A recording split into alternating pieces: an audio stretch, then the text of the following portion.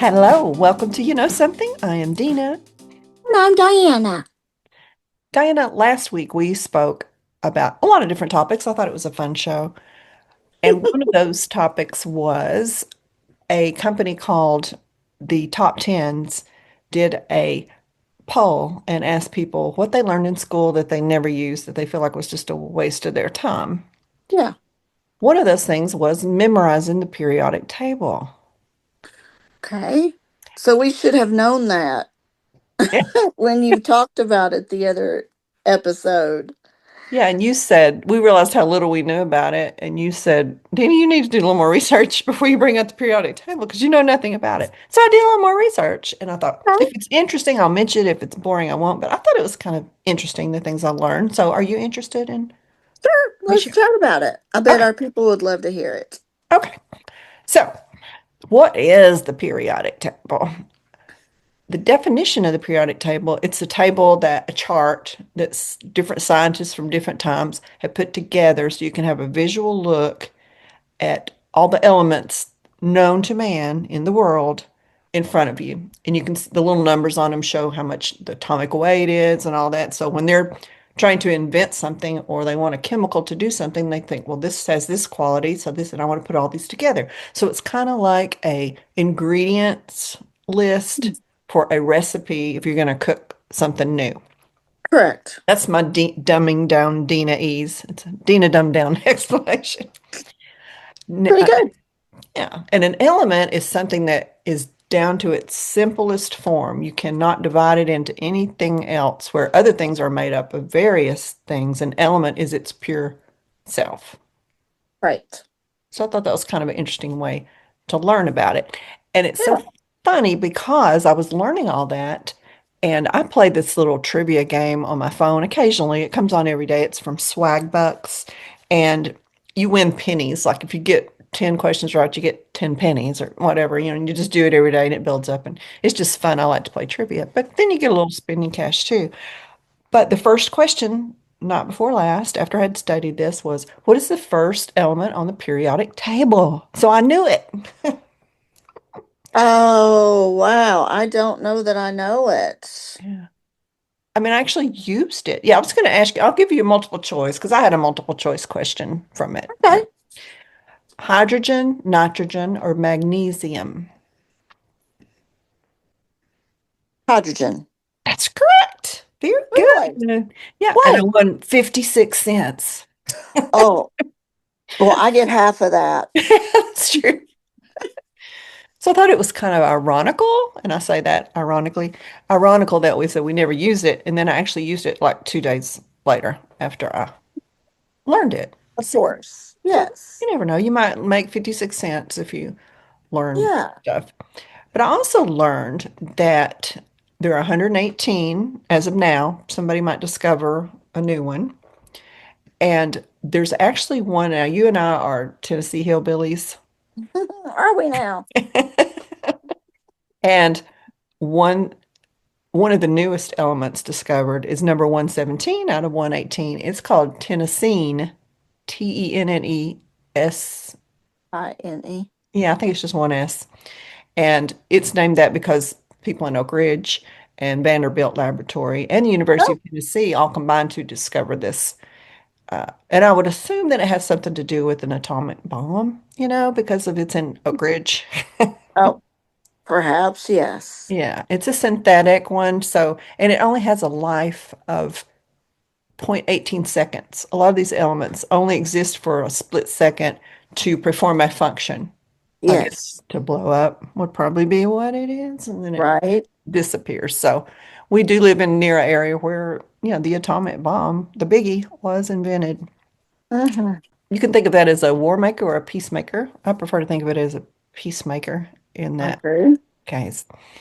So, of the 118 elements, I've only got a few more facts and then we'll move on. 94 are found in nature, just Oh, naturally. okay. 24 were obtained in laboratories, either discovered or created. I don't know if you can create an element, but it just said obtained in laboratories. Hmm. There's actually, and I think Tennessee would make a pretty girl's name. I think so too. Yeah. Tennessee. That especially for us hillbillies, like you say. Tennessee, you get in this house and eat supper. Wash your feet. Oh, okay. And there's actually a song, you and I talked about, is there a trick to memorizing the periodic table? And there is I found a song on YouTube. I'll include a link if anybody's interested. It's like a kid's song, but it might help to memorize it. I think songs are a good way to, like the ABCs. Great way to renew your mind. Yes. Six of the deadliest elements are thallium or thallium. I'm not sure which. It's a toxin so strong it just shuts down your body. Hmm. Lead. I think we all know about lead, like in lead. Right. That takes long-term exposure Yes. to do brain damage. Mercury. Hmm. And I can remember my dad broke a thermometer so we could play with the mercury. Did you ever do Oh that? my goodness. Oh no, we didn't. It might explain a lot. I don't think that's a good idea. Well, he didn't realize it, but I could on the kitchen But table. bless it. He was trying to teach me the kitchen table, and Mercury is like a little creature almost, where if you try to touch it, Yeah. it wiggles and moves. And we were Yeah. chasing it all. We thought it was the funnest, rolling it between our fingers. My daddy, Okay. my fingernails are like paper thin right now. That mercury poisoning.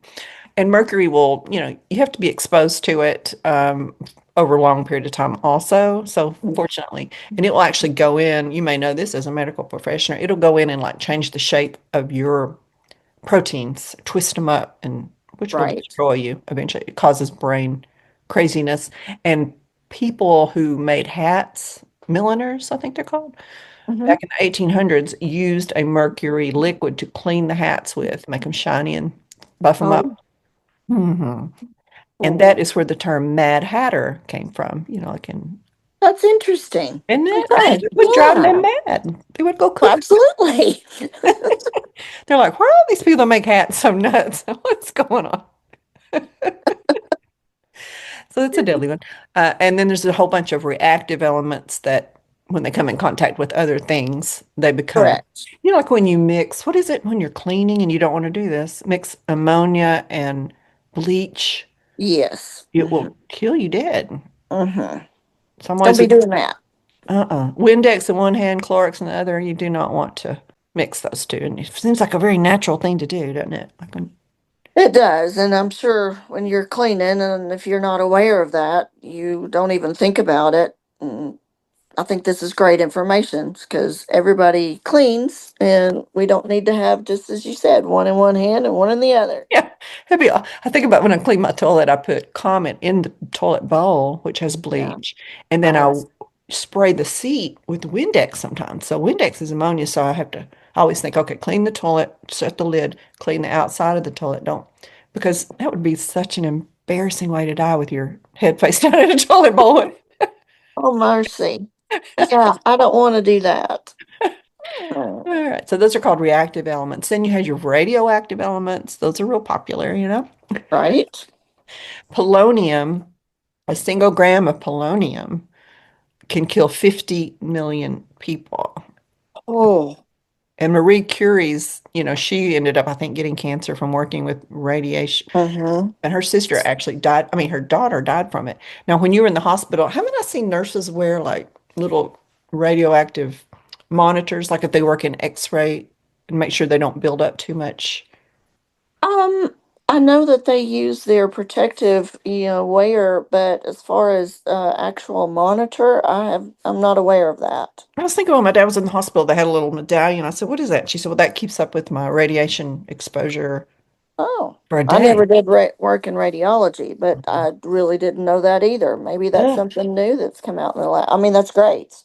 Yeah. I mean, just Yeah. to know that you have some, of course, I think we're all exposed to radiation every day Yes. from different Agree. things. Yeah. And then arsenic, good old arsenic, Phew. it's been used over the years to get rid of annoying people because it's tasteless, odorless, Right. Right. pretty deadly.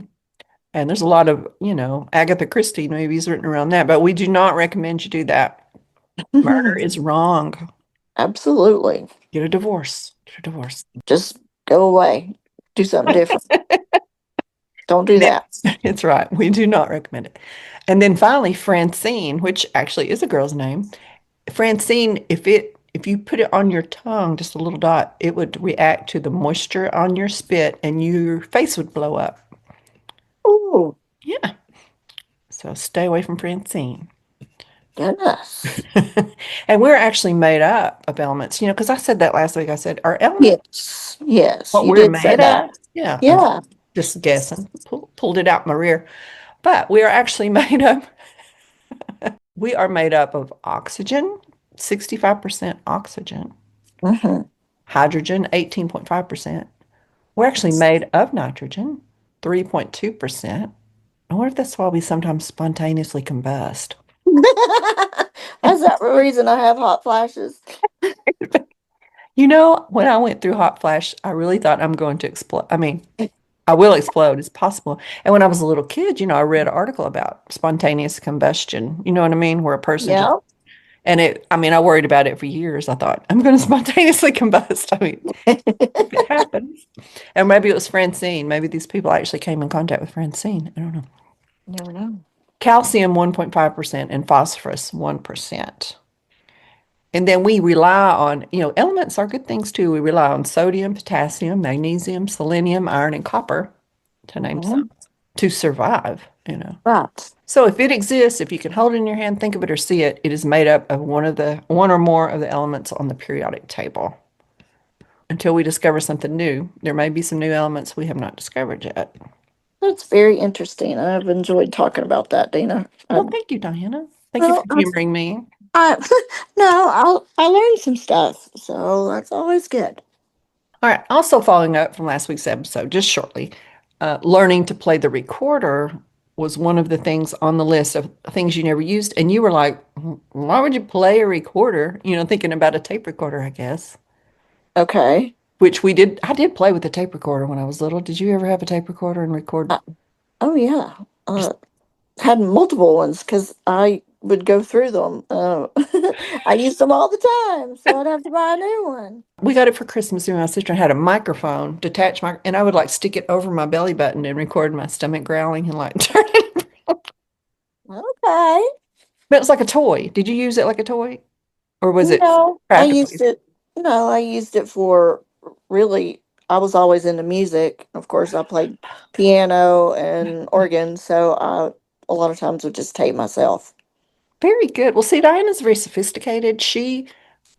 Well, we were in the same school system generally in the same area. She was more sophisticated than me. I was blowing on a plastic flute, and you were recording your piano music, and I was recording my belly digestion sound.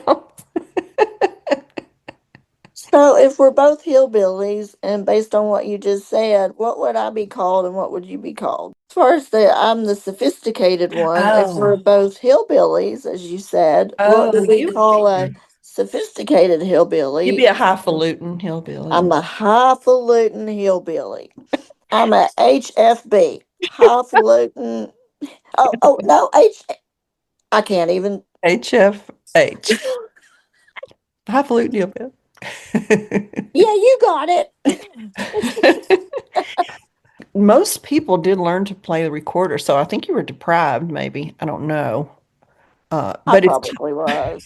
but it's called a recorder because, and I'm gonna dumb it down, Dina, dumb it down, because it was originally, it's not a very sophisticated instrument, and it doesn't have like a big range of sounds that you can do. So it was just back in the far history, it was used to record, like if you had a song idea, you would Hmm. just grab up that recorder and you're Hmm. recording the idea for a melody. Okay. Oh, oh, you're teaching someone a melody, like here's how it goes. So you're recording, because back then they didn't have tape recorders like I recorded my belly button with. They also used it to teach birds song. If they wanted to teach a song to bird to sing a song, they played these simple notes. Oh, So it was a way of recording an idea for music and to teach others a song that you had written. So hence okay. recorder. I did not know Well, that. we used as a family, we used to record things for each other. We all had such a crazy schedule.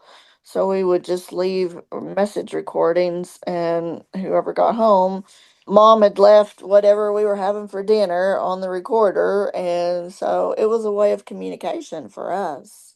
So it was like a pre-voice mail system. Yeah, yeah, because we Makes sense. didn't have phones back then or cell phones. Yeah, cell phones. Yeah, that was a good idea.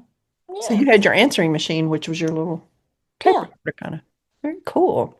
All right. So that's enough of backtracking from last episode. If you haven't listened to the last episode, we kind of enjoyed it. We thought it was fun and informative. absolutely. Go listen to it, people. Yes. As you probably know, Diana, and this is kind of somber, but I think we might can help people with this story. On June 12th, an Air India plane crashed on its way to the UK. Are you Yeah. familiar with that? Yes. And now when a plane crashes, we see it from all angles because there's always security cameras, cell phones, people in the plane with cell phones. We saw stuff from the inside. Right. So we're all very aware of it and it really sticks with you, rather than just imagining this plane crash. And there was over 200 people killed. I think there were some killed on land when they hit the doctor hostel. I'm not sure if any of those were killed, but over 200 people died. And there was one survivor from the plane, and he was in seat 11A. Mm. And people were like, wow, the one person of all these people, was it where he was sitting? What actually happened? Tell us the story. And then it turns out that in 1998 there was a crash, and famous Thai singer was in seat 11A of another plane, and he was the only survivor. Interesting. Yeah, so that made Wow. me think, is seat choice a possible predictor of maybe possibly surviving a plane crash? Now, generally, before I give you these facts, how do you feel about flying? I know you fly a lot. Yeah, we fly all the time, and it does come to your mind, but at the same time, you can be in a car accident when you're driving on your way into work. So things are going to happen. I don't necessarily just love getting on an airplane, but it does get me from point A to point B.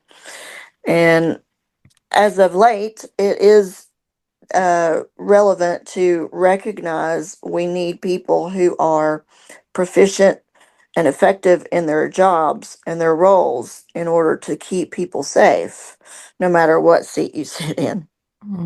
I feel like if you go to a Taco Bell and it's chaos and you are sitting a long time at the drive-through window to place your order and you're sitting a long time at the actual window to get your food and the food is not right and the person is rude, that attitude spreads even to air traffic controllers, plane mechanics, pilots. Right. Apathy. It's a I don't care or respect what I'm doing. I'm Mm-hmm. getting by with the very minimum, you know, and there seems to be that. And that is not okay when you are working with people's lives. Yeah. I can eat a burrito with onion when I said no onion, but I don't Right. surviving a plane crash is not great. So, seating 11A, of course, it depended on how big that plane was. It's Wasn't in the pretty big. middle, obviously. Yeah, it was pretty big. But that is more towards A, would be more the aisle. Is And it? I was trying to think, is that the window or is that the aisle? if I'm correct, I think that that is the aisle. You Okay. may have to Google that. I may be Yeah, wrong. we'll do that. I haven't been on a plane in like 6 years, so I can't remember. I always look and think, please let me be at the aisle or the window, not in the middle. I can't Right. remember if it goes ABC this way or ABC that way. Well, now you can pick your seat, Dina. Right, right. Yeah. Yeah. You can actually go on, well, we'll get into it because there is something to it. Now, as you said, as far as the psychology of flying, my attitude is it's in God's hands. It's out of my control. I need to make this flight. Right. There's nothing I can do about it. And what will be, will be. Yeah. And do you have any pre-flight rituals that you do? Because I have a friend, her pre-flight ritual is to stop in the bar and have a big old Long Island tea before she gets. No, but Dan actually does. He always gets on right behind me and he'll take and pat the plane twice. Oh, okay. Okay. He's always done that. For me, I want to Oh, be alert. I don't want to be inebriated. I know a lot oh of people will goodness, take a no. Xanax or something, but I like to be, okay, if I'm going to go out on a wing, balance, I don't need to be tipsy. No, you do not. But people do freak out on planes. Sometimes they have anxiety attacks, and maybe they know themselves like, I need to self-medicate. Correct. Yes. So I appreciate them doing that so they don't get tackled and handcuffed in the middle of the flight. It's a Yeah, real that's thing. not good either. No, and it happens. It happens. It does. Okay, and as you said, driving in a car is much more dangerous. I think people don't get as scared driving because they feel like they're in control to a certain extent. Like I can swerve this way. If I see this coming, I can drive defensively, but we are not flying that plane. But over 100,000 flights happen per day. Yeah, So if you hear about a major plane crash, it's because it's very rare. right. If you hear about one, 999,000 did okay that day. So keep that in mind. I'd rather have the 100%. No. And it does feel like there are more plane crashes lately than before. And I Googled that, and it is not true. Really? Pretty much on par and maybe even a little less. But we just hear about it more because we hear about everything more. Right. That knowledge is at our in our hands on that phone constantly. Yes. And when there is a major plane crash, the news agency reporting on that gets a lot of clicks. So if there's a plane that wheels go into the grass a little bit, or they say our landing gear won't come down, and then they get it at the last minute, that's a big news story because everybody's going to Yeah. click. So therefore, you think this is happening everywhere. Where if the news wasn't trying to get clicks, you would probably never even, excuse me, Right. find out about it. So Exactly. That's keep true. keep that in mind too when you're feeling, oh, I've got to fly today. And also, if you, I was thinking about this, how many times have you driven past a car wreck in your lifetime? And how many times have you driven around a plane crash in your lifetime? Mm, Keep that in good question. mind. I've never Yeah, driven around a plane crash. I'm never gonna believe it. No. Yeah, so, but I have driven past many car crashes. I'm not trying to make people afraid to drive, but flying is safer for especially a long cross-country trip, unless you just want to see the sights. Right. Which is sometimes beneficial as well. You can see Yeah. a little bit from the air, but you can see way more from the vehicle. Yeah, and I love to drive and I love to ride in the car Mhm. and go places. So, yeah. Yeah. What will be, I guess you could say. You can drive defensively, but this is about flying, not driving. So, all right. So, your seat choice. Does your seat choice make a difference? I went to an article, I included a link of flight quote experts in different fields and what they recommend. So, the first is your seat choice. People who sit in the back third of a plane, regardless of how big it is, in a big liner, a jetliner, I guess generally that's 10 rows, they said would be a third. I don't know. So there's Mhm. 30 rows. I'm not sure. Okay. You can correct me if I've got any of this wrong, if you know. And people who sit in the back third of a plane have a 40% greater chance of survival in a plane incident. So you can actually go online and look at the chart of your plane, the seating chart, and see where things are Right. and choose your seat. And everybody wants to be up front. Everyone wants to be in first class. They call it Right. business class, but What were the facts that back that up of the back third of the plane? research of survival on plane crashes. Wow. Yeah, I just 40%. don't, I wonder I what think it's causes that. because the nose of the plane crashes into the ground first, and then Okay. the plane breaks apart sometimes. Okay. And Okay. so the back half separates from that first. So if the front crashes into something, that's where your fire is going to start because it explodes on impact. Greater impact to the front. Okay. Yeah.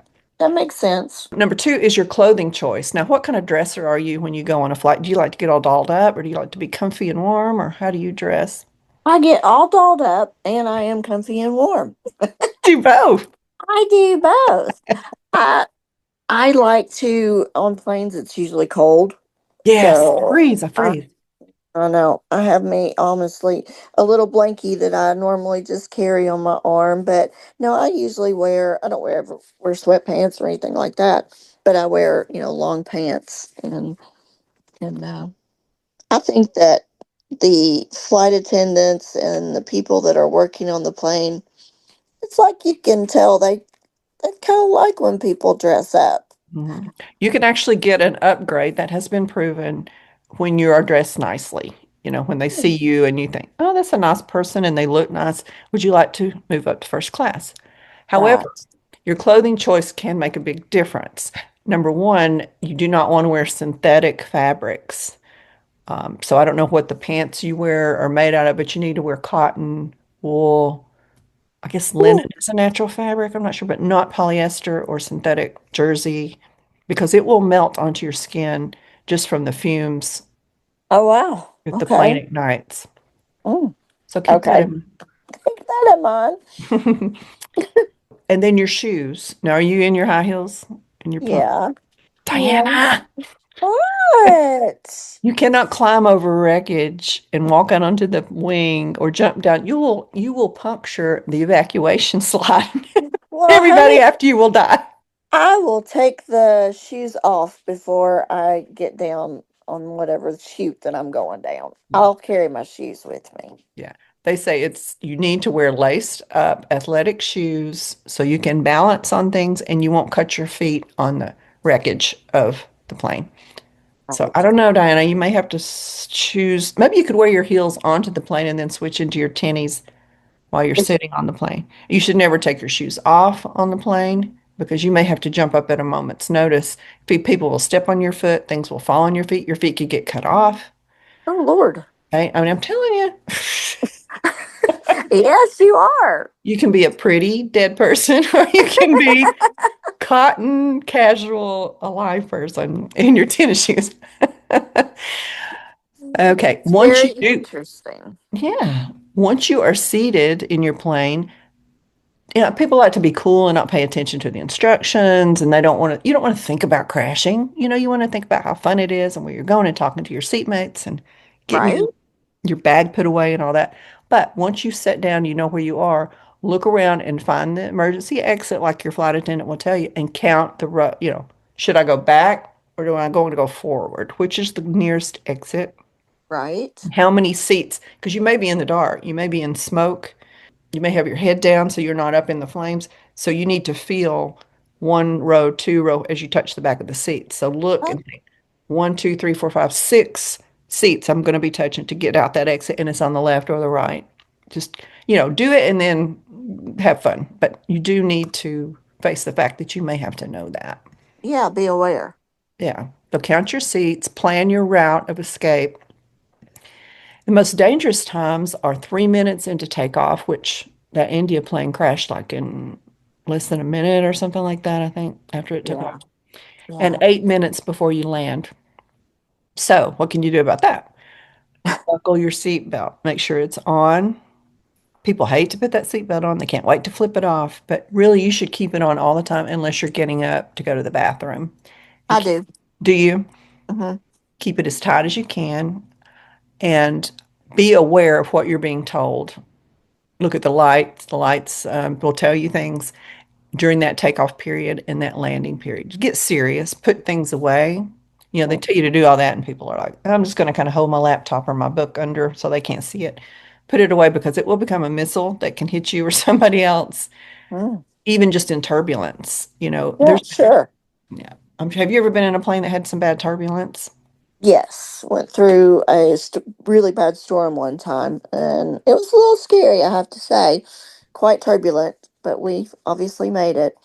But Yeah. it does make you aware that these facts are maybe going to save your life one day. Yeah. So this is great to know. Thank you. I appreciate it. I feel like you're doing this for me. Good. Yeah, 'cause I don't go anywhere. If Well, maybe anybody I'm go going to anywhere, I'm take driving my you. Toyota. I'm going to take you on a plane. Well, thank you. Also, if you don't have your seatbelt on, if you take it off, even when they say, okay, you can remove your seatbelt and move about the cabin if necessary. If you don't need to, don't take it off because the turbulence, there have people been seriously injured, even killed with just a bump where, your head will hit the ceiling or you'll Right? fall out of the seat or even injured. I've seen videos of people on a plane said we had some turbulence and there's people with cuts on their head, people have fallen down. And I know it's not cool to leave your seatbelt on the whole time, but it's not cool to have a head injury, a brain injury. It's No, not it cool to doesn't forget sound. everyone you love and not be able to, and only eat applesauce because your brain is damaged, Right. which is cooler. Your oxygen mask, I think we all know that, where you put it on first before you would help someone else. Put it on me. You have 10 seconds before you start to get loopy without oxygen. And Okay. my sister one time was on a plane and she said they actually dropped they tell you, they show the flight attendants up there pulling that oxygen mask down and pull this, Yes. and nobody's paying attention to what Right. she's doing. So when they drop and you're panicked anyway, you probably can't even remember how to put on lipstick when you panic No, like that, let that's alone true. take the oxygen mask and put it on. So listen, listen, listen on how to do it. Read the little card thing in front of you. And then I've got it. I got it committed. And then go about reading your book or whatever, or watching your movie. But remember, you do have 10 seconds. So you can panic maybe for 2 seconds and scream and run up and down and then put your mask on. Well, I just personally, this is just my opinion, but I think it's a little rude when people don't pay attention to those instructions because if there is a crash, my expectation is that everyone else would know exactly some of the things that you're referencing or what the flight attendant would be informing you of. So honestly, it gets boring, but to me, I pay her that attention and I give her eye contact, and I feel like they appreciate that because they're telling us that for a reason. Yeah, I do that too. And even if I'm like, a lot of things are in my mind while they're talking, he or she is talking, I look them in the eye and smile, and nod. But am I really taking it in? I don't know. But there's so many people just laughing and talking, and I can see the disgust on their face sometimes because they're thinking, if there's an emergency, you're going to be screaming at me. How do I use my? And I'm going to have to save you. Well, and I'm surprised that sometimes they don't call people down and say, "Excuse me, you got 3 hours to talk. I need you for like 60 seconds." Exactly. Yeah. Could you show me some respect here? Yeah, yeah, just some respect. Because she's going to be, or she or he's going to be putting their oxygen mask on. They're not going to come and save you with yours. So they got to put theirs on Right? too. Okay. Brace for impact. You always hear that, assume the position of crash. Have you ever had to do that on a plane? No, I'm Okay. not. That would be frightening, wouldn't it? Yes. What you do is I know people know you lean over, lean down, and, put your head down, but you are actually supposed to put your chest against your knees if you're able. Some people may not be able to be that flexible, but Right. all the way forward until your knees, your chest is touching in your case, your boobies is touching your knees. And then take your arms and put them behind your knees and clasp behind your knees and squeeze Yeah. very tightly. I think I would hold my wrists if I could rather than my fingers because your fingers could get pulled apart, Yeah. on impact. Agreed. And even you can rest your head on the seat in front of you to help brace you. And this does several things. One of them is when a plane may explode or catch fire, the fireball is going to be up in the ceiling and it's going to go over your head. So Oh. your head face can melt off, or you could be down below the flames, Hmm. more likely to survive that way. And number two, most plane injuries are not from fire and are not from, I forget the other, like outward bodily injury that you can see, but internal organ damage and broken backs next because it's such a punch to and shakes you so Wow. bad and jerks you back. So if you're braced like that, Right. you're more likely to survive. Sure. And then if you crash in Miracle of Miracles, you're like, hey, I ain't dead. What's going on? Don't, I mean, thank God for it, but don't say like a long prayer right then. You can do it out on the tarmac. So what you want to do is immediately take your seatbelt off.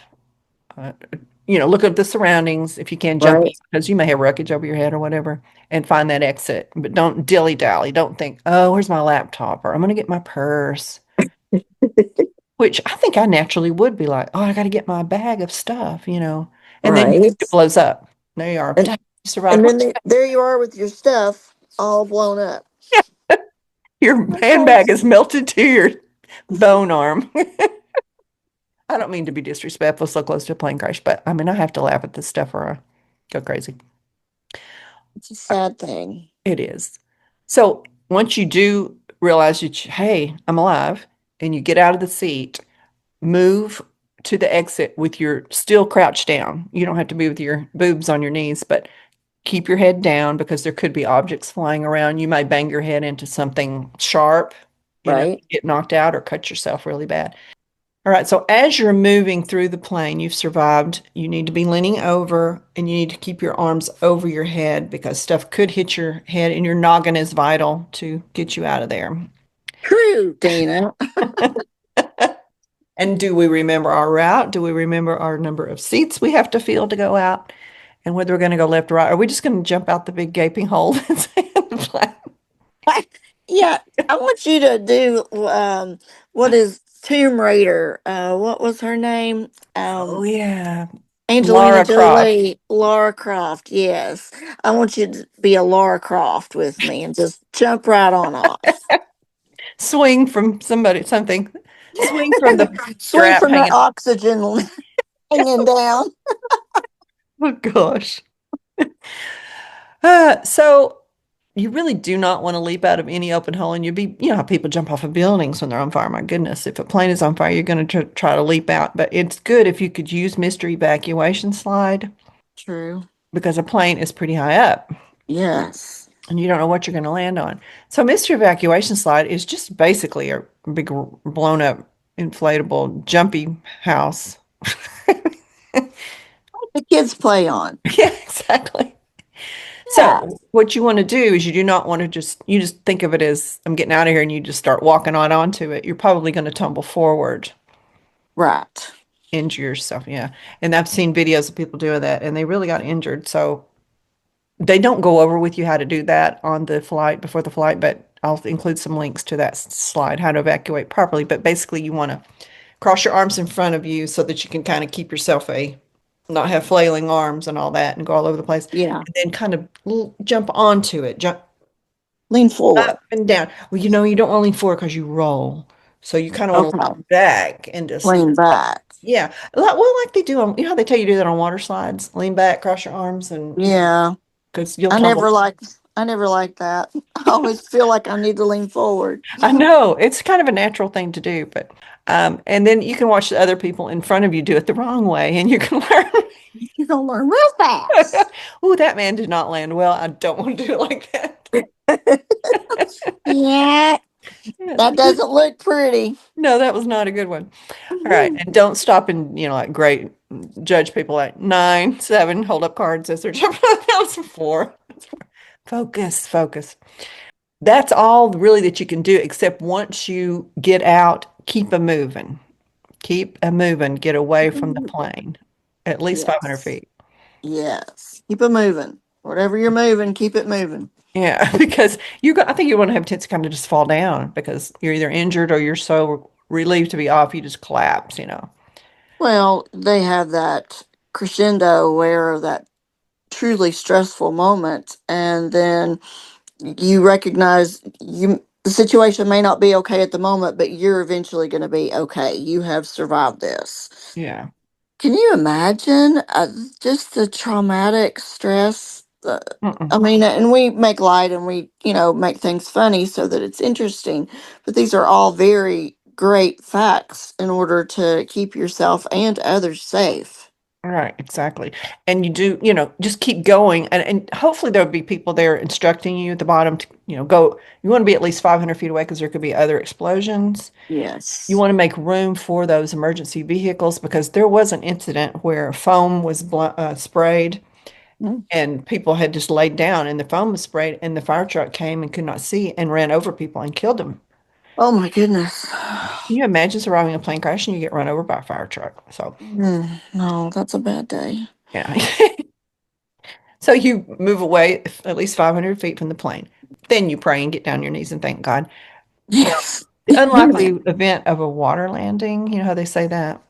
Mm-hmm. They call it a landing. And Sully Sullenberg did land on the Hudson River. If you recall. That's exactly right. It is That possible. was incredible. I know. Amazing. Amazing. So they ended up on a wing. And I don't know how good your balance is, but I have vertigo. I know you do too. Yeah, I do too. So you want to listen to what they say when that happens. They're not going to go into every detail until that happens, but listen to your instructions, how to stay calm, and they will instruct you what to do. They're experienced and they can tell you what to do, but you probably will end up standing on a wing if you're in the water. Correct. Good idea to probably learn how to swim, which I can't officially swim. Are you a good swimmer? Yeah, I'm a great swimmer. I figured you would be.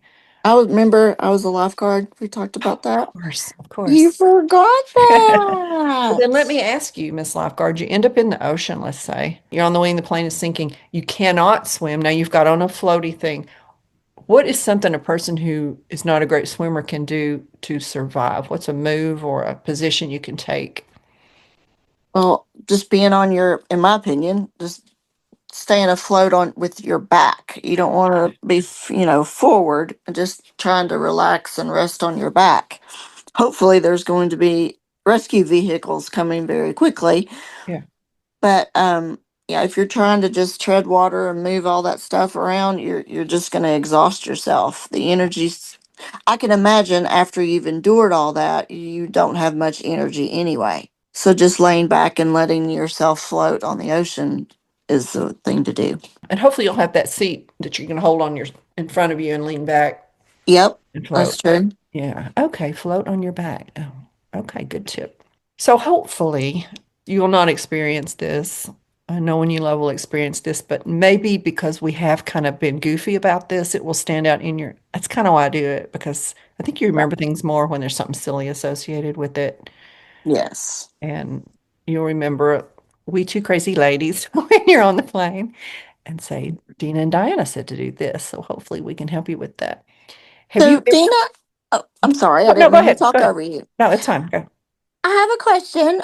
When we have our oxygen come down and we apply it to our face, what happens with that when we have to leave and crawl out to find the exit? It's not like you can take your oxygen mask with you.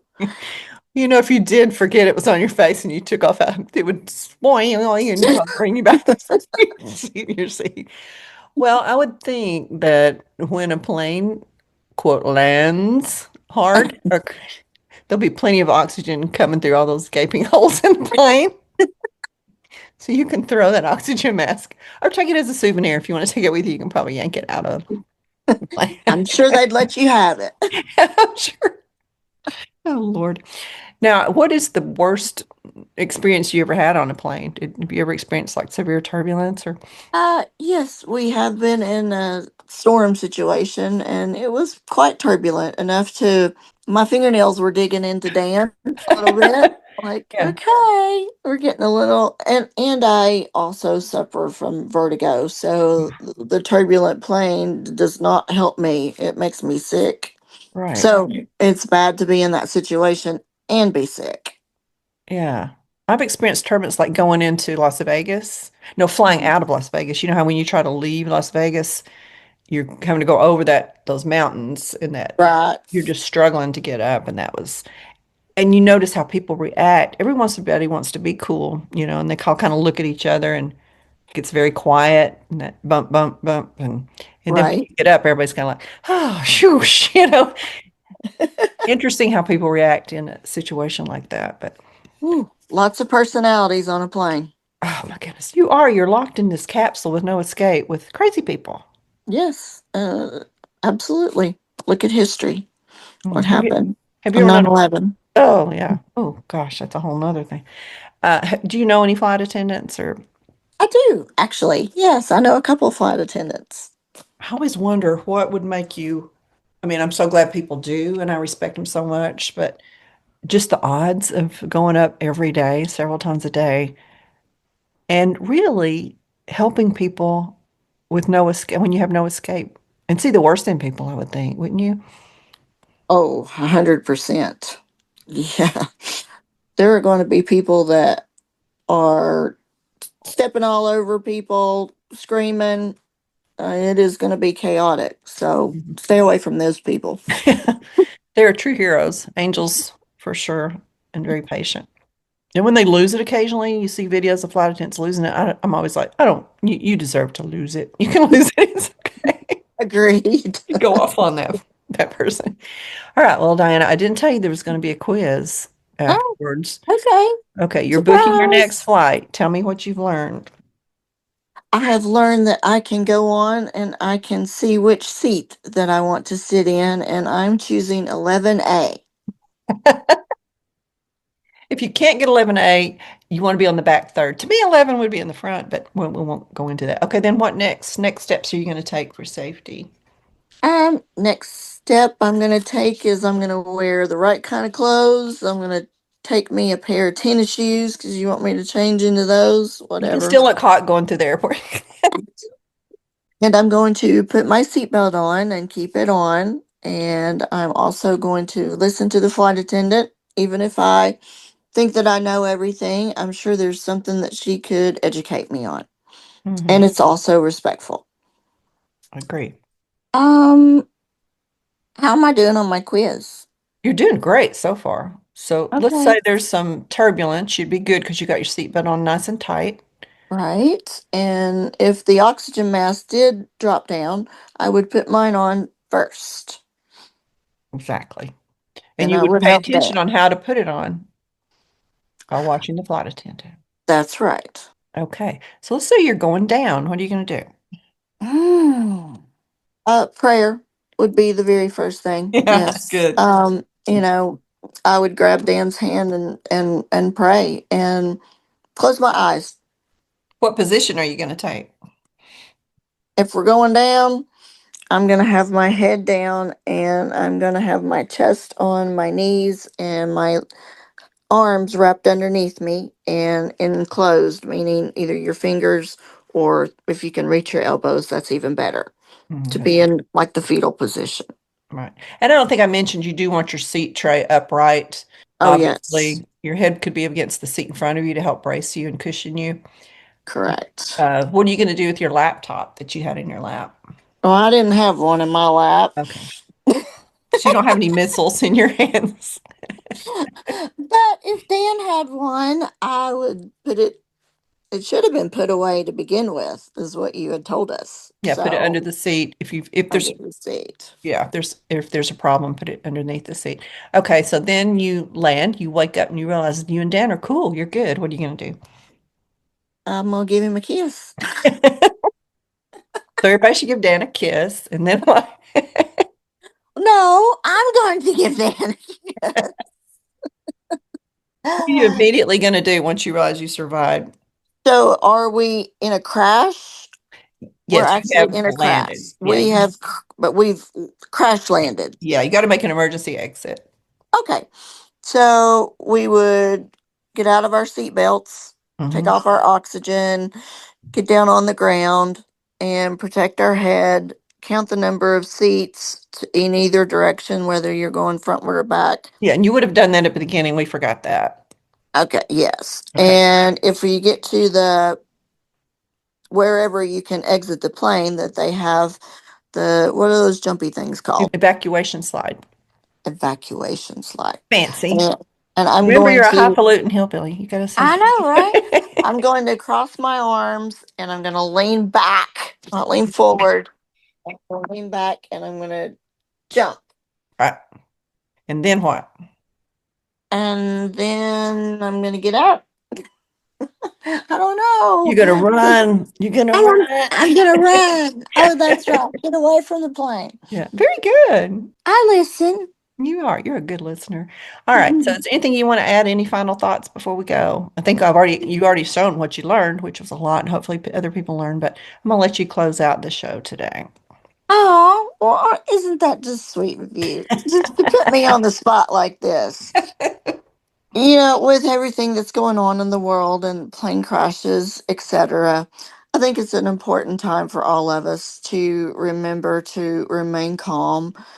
There's nothing about a situation that's going to change if you are out of control and screaming and acting a fool, is what my nana would say.